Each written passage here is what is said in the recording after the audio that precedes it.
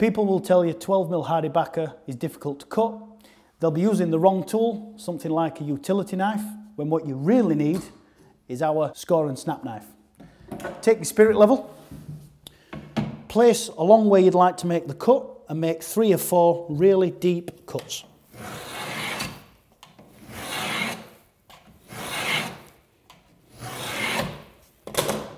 Then place your foot in the middle of the spirit level, distributing your weight. Place your hands under the edge of the board, and as you lift up, drive your left foot down.